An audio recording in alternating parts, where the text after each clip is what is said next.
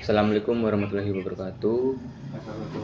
Izin mengenalkan diri, nama saya Arifan Pemangana dengan NPM 2478238. Di sini saya akan menjelaskan tentang materi yang telah diberi oleh Ibu Nur Maria di lab session 11. Yang pertama, kita mencari dengan inisialisasi variabel.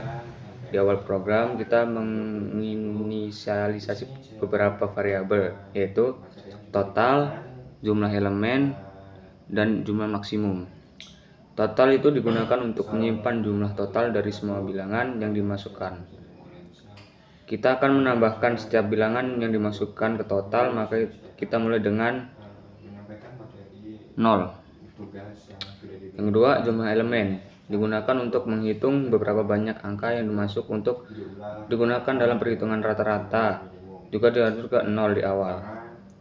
Yang terakhir, maksimum, artinya mereka belum memiliki nilai awal, yang nantinya nilai-nilai ini akan diperbarui dengan nilai maksimum dan minimum dari angka-angka yang dimasukkan.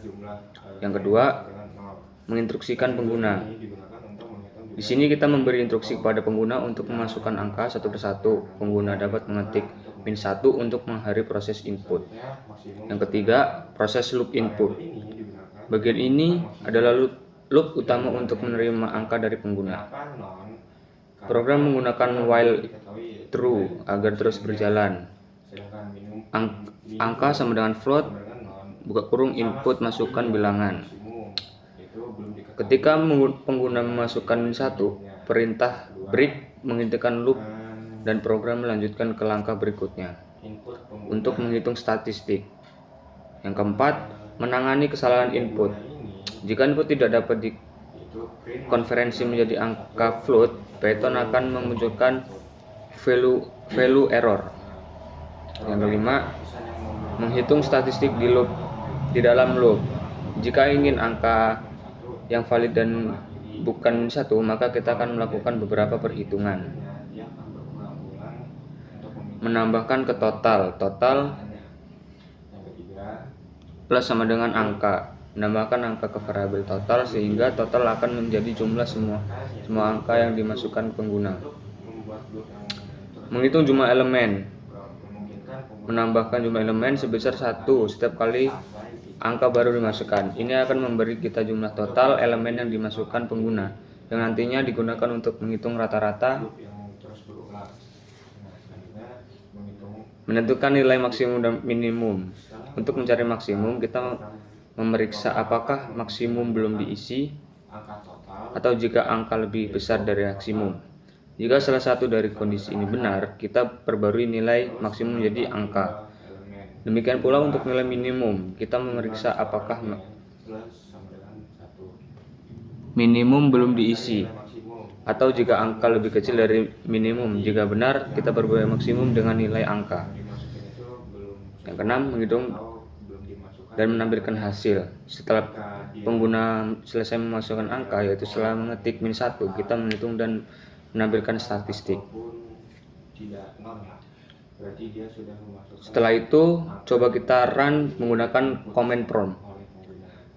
Awal-awal kita mencari nilai minimum itu sama seperti maksimum. Jika belum ke maksimal, belum ada angka yang dimasukkan. Kalau sudah tidak, kita save dulu kodenya di file save as. Kalau saya itu simpannya di OneDrive terus di dokumen.